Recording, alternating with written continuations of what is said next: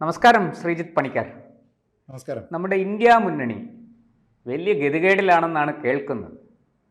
അതിനകത്തുള്ള ഈർക്കിലി പാർട്ടികൾ പോലും കോൺഗ്രസിനെ രൂക്ഷമായിട്ട് വിമർശിക്കുന്നു. മുന്നണിയുടെ നേതൃത്വത്തിൽ നിന്ന് കോൺഗ്രസ് മാറണമെന്നാവശ്യപ്പെടുന്നു. രാഹുൽ ഗാന്ധിയെ ഇനിയും ഞങ്ങൾക്ക് സഹിക്കാൻ പറ്റില്ല എന്നാണ് അവർ പറയുന്നത്. ഇപ്പോൾ ഇതാ കഴിഞ്ഞ ദിവസം നമ്മുടെ RJDയുടെ ലാലു പ്രസാദ് യാദവ് രംഗത്തെത്തി. മമത ഇന്ത്യ മുന്നണിയുടെ നേതൃത്വം ഏറ്റെടുക്കണം, കോൺഗ്രസിന് അതിനുള്ള ശക്തിയില്ല. എന്താണ് ഇതിൻ്റെ അർത്ഥം?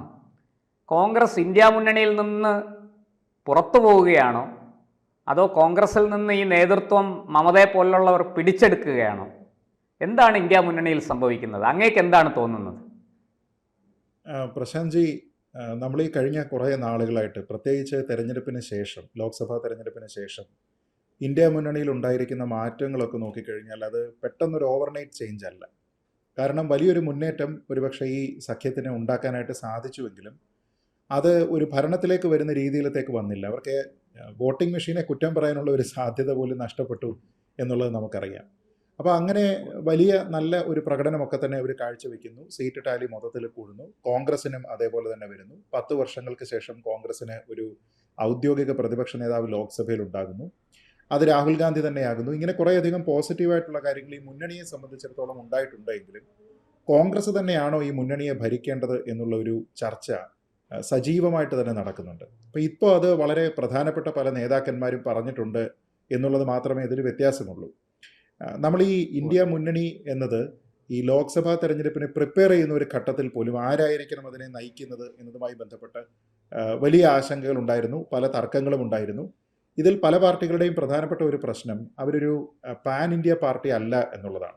ഇപ്പോൾ തൃണമൂൽ കോൺഗ്രസിനെ സംബന്ധിച്ചിടത്തോളം, സമാജ്വാദി പാർട്ടിയെ സംബന്ധിച്ചിടത്തോളം ഇതൊക്കെ തന്നെ ആ സ്റ്റേറ്റിൽ പ്രധാനപ്പെട്ട പാർട്ടികളാണ് എങ്കിലും അവർക്ക് BJPയെ പരാജയപ്പെടുത്തുന്നതിന് വേണ്ടിയിട്ട് ഈ കഴിഞ്ഞ ലോക്സഭാ തെരഞ്ഞെടുപ്പിൽ അവരവരുടേതായിട്ടുള്ള സംസ്ഥാനത്ത് ലോക്സഭാ മണ്ഡലങ്ങളിൽ ബഹുഭൂരിപക്ഷം സ്ഥലങ്ങളിലും സാധിച്ചുവെങ്കിലും ഈ സ്റ്റേറ്റിന് പുറത്തേക്ക് ഇവരുടെ കൺട്രോൾ വളരെ കുറവാണ്.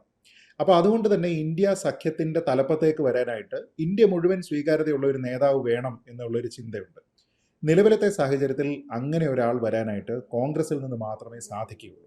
അപ്പോൾ അതുകൊണ്ട് കോൺഗ്രസിൻ്റെ ഒരു അപ്രമാദിത്വം അതിലുണ്ട് എന്ന് പറയാം. കാരണം അല്ലെങ്കിൽ അഖിലേഷ് യാദവിനോട് നിങ്ങൾ മറ്റെവിടെയാണ് ശക്തി കാണിച്ചത് എന്ന് ചോദിച്ചാൽ പെട്ടുപോകും. തൃണമൂൽ കോൺഗ്രസിനോട് നിങ്ങൾ ബംഗാളിന് പുറത്ത് എവിടെയാണ് എന്ന് ചോദിച്ചാൽ പെട്ടുപോകും. ഇതേ ചോദ്യം എല്ലാവരോടും ചോദിക്കാം. ഒരു സമയത്ത് അരവിന്ദ് കെജ്രിവാൾ വരും എന്നൊക്കെ പറഞ്ഞാൽ പോലും അരവിന്ദ് കെജ്രിവാളിനും ഇപ്പോൾ 2 സംസ്ഥാനങ്ങളിലുള്ള ഭരണം മാത്രമേ ഉള്ളൂ. മറ്റ് സ്ഥലങ്ങളിലൊക്കെ തന്നെ കാര്യമായിട്ട് അവർക്ക് നിയമസഭയിലേക്ക് പ്രസൻസ് പോലുമില്ല. പിന്നെയും എല്ലായിടത്തും പ്രസൻസ് ഉള്ള പാർട്ടി അതിൽ ഇന്ത്യൻ നാഷണൽ കോൺഗ്രസ് ആണ്. അതുകൊണ്ട് തന്നെ ഇന്ത്യൻ നാഷണൽ കോൺഗ്രസ് തന്നെ നയിക്കട്ടെ എന്ന രീതിയിലത്തേക്കുള്ള ഒരു തീരുമാനമുണ്ടാകുന്നു. മല്ലികാർജുൻ ഖാർഗെ ഈ ഇന്ത്യ സഖ്യത്തിൻ്റെ ചെയർമാനായിട്ട് വരുന്നു.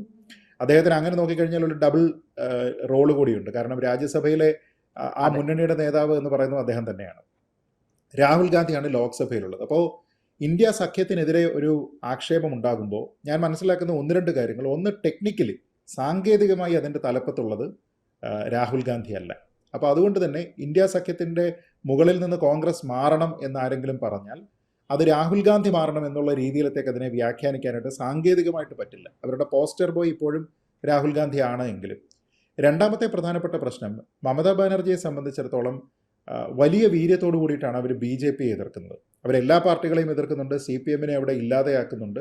പക്ഷേ എങ്കിൽ പോലും മമതാ ബാനർജിയെ സംബന്ധിച്ചിടത്തോളം വളരെ അംബീഷ്യസ് ആയിട്ടുള്ള ഒരു പൊളിറ്റീഷ്യൻ തന്നെയാണ്.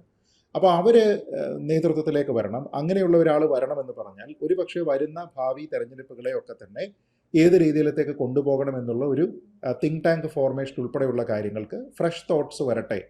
ഇങ്ങനെ BJP ഒരു പക്ഷേ അധികാരത്തിലേക്ക് വരുമെന്ന് ബംഗാളിൽ പോലും ചിന്തിക്കപ്പെടുന്ന സമയത്ത് പോലും അത് ഇല്ലാതെയാക്കിക്കൊണ്ട്, അത്തരത്തിലുള്ള സാധ്യതകളെ ഇല്ലാതെയാക്കിക്കൊണ്ട് ഭരണ തുടർച്ച നേടുക തുടങ്ങിയ കാര്യങ്ങൾക്കൊക്കെ മമതാ ബാനർജിക്ക് സാധിക്കുന്നുണ്ടെങ്കിൽ ആ രീതിയിലത്തേക്കുള്ള ഒരു ചിന്ത മൊത്തത്തിൽ ഈ മുന്നണിയെ സ്വാധീനിക്കാനായിട്ട് അവർ നേതൃത്വത്തിലേക്ക് വരിക എന്ന ഒരാശയം മുമ്പും ഇത് പറഞ്ഞു കേട്ടതാണ്. പക്ഷേ ഇപ്പോൾ ഇത് ഇത്രത്തോളം ചർച്ചയാകുന്നതിൻ്റെ പ്രധാനപ്പെട്ട കാരണം ഞാൻ മനസ്സിലാക്കുന്നത് മൾട്ടിപ്പിൾ ഫാക്ടേഴ്സാണ്. അതിലൊന്ന് ഈ പറഞ്ഞതുപോലെ മമതാ ബാനർജിയുടെ ഒരു സ്വാധീനമുണ്ട്. രണ്ടാമതൊരു ഘടകം എന്ന് പറയുന്നത് കോൺഗ്രസിൻ്റെ തലപ്പത്തുള്ള മല്ലികാർജുൻ ഖാർഗെ തന്നെയാണ് ഇതിലുമുള്ളതെന്നുള്ളതാണ്. അതായത് രാഹുൽ ഗാന്ധി അല്ല. പക്ഷെ മൂന്നാമത്തെ കാര്യം ഇത് ആരൊക്കെ പറയുന്നു എന്നുള്ളതാണ്. ഇതിപ്പോൾ പറയുന്നത് പ്രധാനമായിട്ടും ആരാണ്? ഒന്ന് ലാലു പ്രസാദ് യാദവാണ്. അപ്പോൾ ലാലു പ്രസാദ് യാദവ് ഈ രീതിയിലത്തേക്ക് പറയും എന്ന് അധികം ആൾക്കാർ ചിന്തിച്ചിട്ടുണ്ടാവില്ല. കാരണം അദ്ദേഹത്തിന് കോൺഗ്രസിനോട് പ്രത്യേകിച്ച് എന്തെങ്കിലും രീതിയിലത്തേക്കുള്ള ബുദ്ധിമുട്ടുകൾ ഇല്ലാത്ത ഒരു നേതാവാണ്. അപ്പോൾ അദ്ദേഹം തന്നെ ഇങ്ങനെ മമത വരുന്നെങ്കിൽ വരട്ടെ എന്ന് പറയുന്നു. പിന്നെ ഉദ്ധവ് താക്കറെ വിഭാഗം, അവർ കടുത്ത അസംതൃപ്തിയിലും അതൃപ്തിയിലും ഒക്കെയാണ് എന്ന് നമുക്കറിയാം ഈ മഹാരാഷ്ട്ര തെരഞ്ഞെടുപ്പ് കഴിഞ്ഞതോടുകൂടി.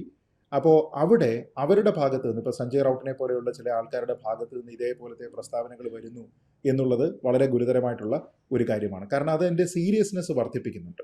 ഇത് മമതാ ബാനർജിക്ക് അനുകൂലമായിട്ടുള്ള ഒരു ഘടകമാണ്. ഇതിനോടൊപ്പം തന്നെ നമ്മൾ കാണേണ്ടുന്ന മറ്റൊരു പ്രധാനപ്പെട്ട വിഷയം കോൺഗ്രസ് ഇതിനോട് എങ്ങനെ പ്രതികരിക്കുന്നു എന്നുള്ളതാണ്.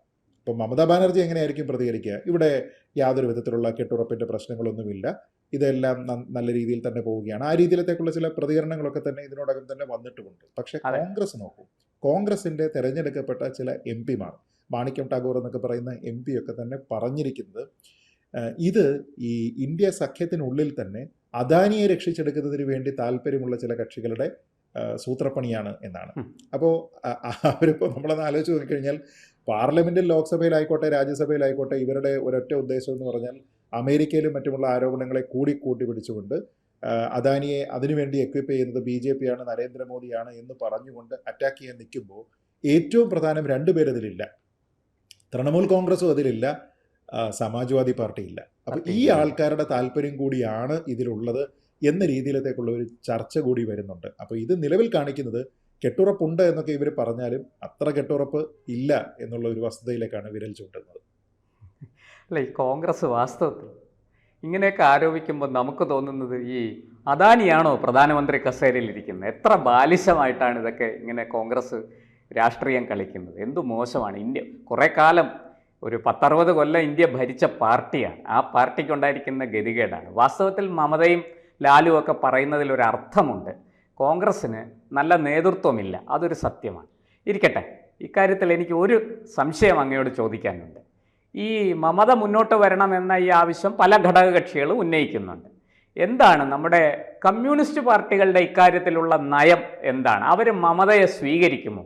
മമതയുടെ നേതൃത്വം അവർ അംഗീകരിക്കുമോ? അങ്ങേക്ക് എന്താണ് തോന്നുന്നത്? ഔദ്യോഗികമായിട്ടുള്ള ഒരു പ്രതികരണം വന്നിട്ടുണ്ടോ എന്ന് ഞാൻ ശ്രദ്ധിച്ചില്ല. പക്ഷേ നിലവിലത്തെ സാഹചര്യത്തിൽ, ആ സാഹചര്യം നിലവിൽ മാത്രമല്ല ഏതെങ്കിലും ഒരു സമയത്ത് മാറുമെന്ന് ഞാൻ കരുതുന്നില്ല, ബംഗാളിൽ നിന്ന് CPM-നെ ഇല്ലാതെയാക്കിയ ഒരു നേതാവിനെ, അതായത് CPM-ന്റെ ശക്തി ദുർഗം എന്നൊക്കെ പറയപ്പെടുന്ന ബംഗാളിൽ നിന്ന് അവരെ ഇല്ലാതെയാക്കിയ, അഭയത്തിന് വേണ്ടി BJP ഓഫീസുകളെ ശരണം പ്രാപിക്കേണ്ടി വന്ന ഒരവസ്ഥയിലേക്ക് അവരുടെ പല പ്രധാനപ്പെട്ട നേതാക്കന്മാരെയും എത്തിച്ച ഒരു നേതാവിനെ ഈ ഇന്ത്യ സഖ്യത്തിൻ്റെ തലപ്പത്ത് പ്രതിഷ്ഠിക്കുക എന്ന് പറയുന്നതിനോട് ആശയപരമായിട്ട് ഒരിക്കലും CPM-ന് യോജിക്കാൻ കഴിയുമെന്ന് എനിക്ക് തോന്നുന്നില്ല. കാരണം അവരെ സംബന്ധിച്ചിടത്തോളം കോൺഗ്രസ് പാർട്ടിയിൽ നിന്നൊരാൾ വന്നു കഴിഞ്ഞാൽ പ്രാദേശികമായിട്ട് പല സംസ്ഥാനങ്ങളിലും അവർ കോൺഗ്രസിനോട് പോരടിച്ചൊക്കെ തന്നെയാണ് നിൽക്കുന്നതെങ്കിലും അവരെ സംബന്ധിച്ചിടത്തോളം ഒരു കൊടുക്കൽ വാങ്ങലുകളൊക്കെ പല സ്ഥലങ്ങളിലുമുണ്ട്. അതിലവർക്ക് ബുദ്ധിമുട്ടുമില്ല. ഇപ്പോൾ തന്നെ നമുക്കറിയാം, ഇവിടെ പാലക്കാട് ഉൾപ്പെടെ ഉപതെരഞ്ഞെടുപ്പ് നടക്കുന്ന സമയത്ത് മറ്റ് സംസ്ഥാനങ്ങളിൽ ഇതേപോലെ തന്നെ തെരഞ്ഞെടുപ്പ് ഉപതെരഞ്ഞെടുപ്പ് ഒക്കെ നടക്കുമ്പോൾ അവിടെ നമ്മുടെ കേരളത്തിൽ നിന്നുള്ള MLA ആയിട്ടുള്ള ശ്രീ ചാണ്ടി ഉമ്മൻ തന്നെ പോയിട്ട് അവിടെ ഇടതുപക്ഷത്തിൻ്റെ ആൾക്കാരോടൊപ്പം തന്നെ നിൽക്കുന്ന ഫോട്ടോകളൊക്കെ തന്നെ നമ്മൾ കണ്ടതാണ്. അപ്പോൾ ഒരു വിശാലമായ അർത്ഥത്തിൽ കോൺഗ്രസിനെ അല്ലെങ്കിൽ കോൺഗ്രസ് നേതാക്കന്മാരെ ഏതെങ്കിലും സംസ്ഥാനത്ത് എതിർക്കുന്നുണ്ടെങ്കിൽ ആ അതിർത്തിക്ക് പുറത്തേക്ക് വന്നു കഴിഞ്ഞാൽ മറ്റുള്ള സ്ഥലങ്ങളിൽ പ്രചരണത്തിന് പോലും അവരോടൊപ്പം പോകുന്നതിന് CPM-ന് വലിയ ബുദ്ധിമുട്ടൊന്നുമില്ല. ആ ഒരു അവസ്ഥയിലേക്ക് അവരെത്തിയിട്ടുണ്ട്. കാരണം അവരുടെ ശക്തി അത്രത്തോളം ക്ഷയിച്ചിട്ടുണ്ട്. പക്ഷേ മമതാ ബാനർജിയോട് അവർക്ക് തീർത്താൽ തീരാത്ത രാഷ്ട്രീയ വിദ്വേഷവും പകയുമുണ്ട്. ഇപ്പോൾ തന്നെ നമ്മൾ ഈ ഒരു വർഷം തന്നെ ഈ രണ്ടാൾക്കാരും, അതായത് മമതാ ബാനർജി ആണെങ്കിലും CPM ആണെങ്കിലും അങ്ങോട്ടും ഇങ്ങോട്ടും നടത്തിയിരിക്കുന്ന പ്രസ്താവനകൾ തന്നെ നോക്കിയാൽ, പ്രത്യേകിച്ച് തെരഞ്ഞെടുപ്പിൻ്റെ ഘട്ടത്തിൽ പോലും നമുക്കറിയാമല്ലോ, അവിടെ ഇന്ത്യ സഖ്യം എന്ന രീതിയിലത്തേക്കുള്ള ഒരു പ്രവർത്തനമൊന്നും തന്നെ ബംഗാളിൽ ഉണ്ടായിരുന്നില്ല. ഒരു വേള ഇന്ത്യ സഖ്യത്തിൽ മമതാ ബാനർജി ഉണ്ടോ എന്ന കാര്യത്തിൽ പോലും തർക്കമുണ്ടായിരുന്നു. അപ്പോൾ ആ ഒരു ഘട്ടത്തിൽ പോലും അവരെല്ലാവരെയും എതിർക്കുന്നതിന് വേണ്ടിയിട്ട് അവരവരുടെ കാൻഡിഡേറ്റ്സിനെ അവർ നിർത്തുന്ന സമയത്ത് അവരുടെ ഓരോ പ്രസംഗങ്ങളും വിവാദമാക്കുന്നതിൽ BJP-യോടൊപ്പം തന്നെ CPM ഉണ്ടായിരുന്നു. കോൺഗ്രസ് പോലും അത്രയ്ക്ക് ഉണ്ടായിരുന്നില്ല.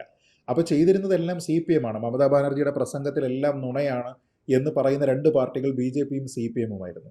CPM-കാർ ഇവിടെ, ഇടതുപക്ഷക്കാർ ഇവിടെ ലക്ഷക്കണക്കിന് ആൾക്കാരെ കൊന്നിട്ടുണ്ട് എന്നുള്ള അതിശക്തമായിട്ടുള്ള ഒരു ആരോപണം എല്ലാ കാലവും പിന്തുടർന്ന് വരുന്ന ഒരു നേതാവാണ് മമതാ ബാനർജി. അപ്പോൾ അങ്ങനെയുള്ള ആൾക്കാർക്ക് അങ്ങോട്ടും ഇങ്ങോട്ടും സ്വീകരിക്കുക എന്ന് പറയുന്നത് ബുദ്ധിമുട്ടായിരിക്കും. ഇതിൽ കാണാനുള്ള ഒരു പ്രധാനപ്പെട്ട കാര്യം, CPM ഇങ്ങനെ ആശയപരമായിട്ട് വിയോജിക്കാം, ആ കാര്യത്തിലൊന്നും പ്രശ്നമില്ല.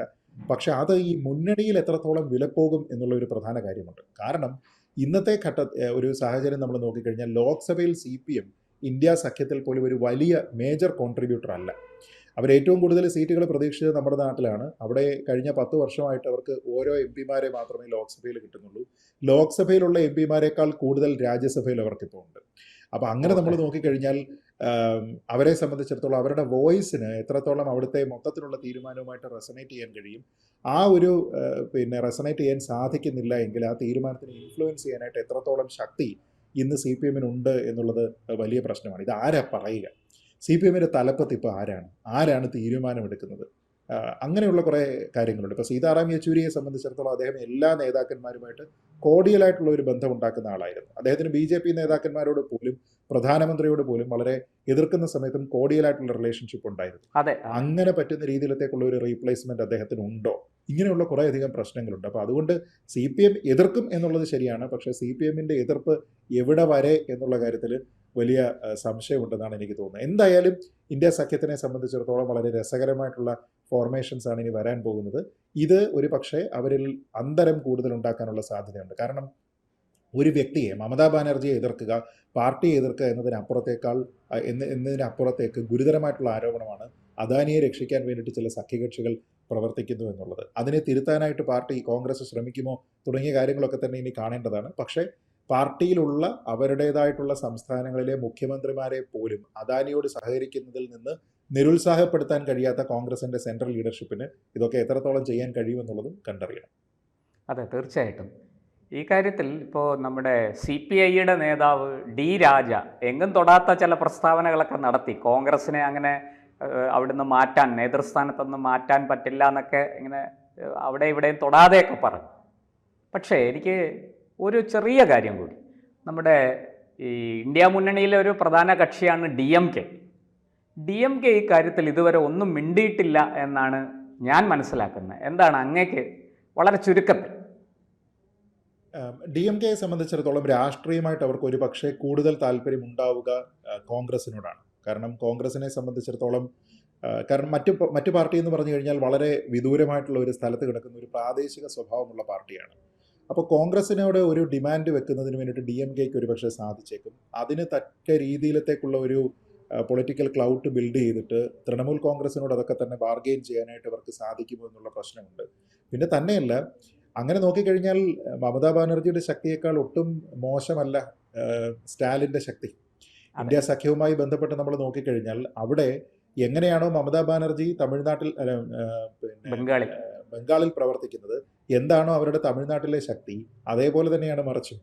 എത്ര ശക്തിയാണ് DMK-ക്ക് തമിഴ്നാട്ടിലുള്ളത്, ബംഗാളിൽ അവരുടെ സ്വാധീനം എത്രയുണ്ട് എന്നുള്ളത് നോക്കുക. അപ്പോൾ അങ്ങനെ നോക്കിക്കഴിഞ്ഞാൽ അങ്ങോട്ടും ഇങ്ങോട്ടും ഒരേ ശക്തിയും ഒരേ ദൗർബല്യവുമുള്ള രണ്ട് പാർട്ടികളാണ്. പിന്നെ മോർ ഓർ ലെസ് ഒരേ നമ്പർ ഓഫ് സീറ്റ്സ് ആണ് ലോക്സഭയിലേക്കാണെങ്കിലും ഈ രണ്ട് സംസ്ഥാനങ്ങളിൽ നിന്നുള്ളത്. ഏതാണ്ട് അറൗണ്ട് 40 എന്ന് പറയാവുന്ന രീതിയിലത്തേക്കാണ്. അപ്പോൾ ഒരു ബലാബലം അങ്ങനെ നോക്കുകയാണ് എങ്കിൽ സൗത്തിനൊരു പ്രാധാന്യം കിട്ടണം എന്ന രീതിയിലത്തേക്ക് വേണമെങ്കിലും പറയാം. കാരണം കോൺഗ്രസിനെ രക്ഷിച്ചെടുത്തിരിക്കുന്ന പല സീറ്റുകളും ഇവിടെ നിന്നാണ് വരുന്നത്, സൗത്തിൽ നിന്നാണ് വരുന്നത്. ഇപ്പോൾ കർണാടക അവർക്ക് ഉണ്ട്, പ്രാദേശികമായിട്ടുള്ള ഭരണമുണ്ട്.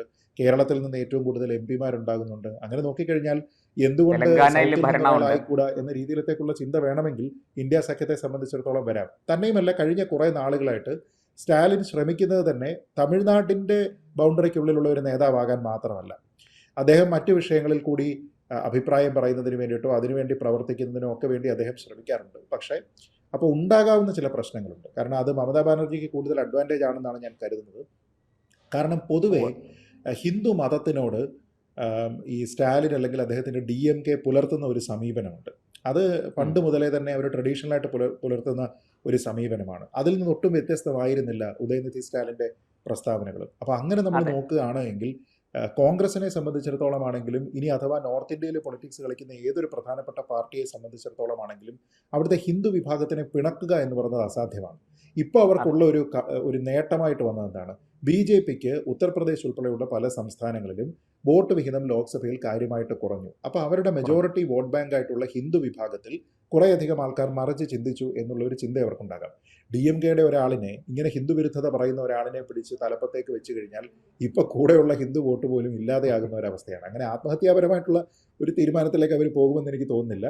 കോൺഗ്രസ് തന്നെ തുടരാനുള്ള സാധ്യത തന്നെയാണുള്ളത്. പക്ഷേ മറ്റേതെങ്കിലും രീതിയിലത്തേക്കുള്ള ഒരു ചർച്ചയുണ്ടായാൽ മാത്രം ഒരുപക്ഷെ മമതാ ബാനർജി വന്നേക്കും. ലാലു പ്രസാദ് യാദവിൻ്റെ വാക്കുകൾക്കാണ് ഇവിടെ മറ്റാര് പറയുന്നതിനേക്കാൾ കൂടുതൽ പ്രാധാന്യം കൽപ്പിക്കേണ്ടതെന്നാണ് ഞാൻ കരുതുന്നത്. അദ്ദേഹത്തെ അനുനയിപ്പിക്കാനായിട്ട് വരും ദിവസങ്ങളിൽ കോൺഗ്രസിൻ്റെ ഭാഗത്തു നിന്ന് ശ്രമം ഉണ്ടാകുമെന്ന കാര്യത്തിലും തർക്കമില്ല.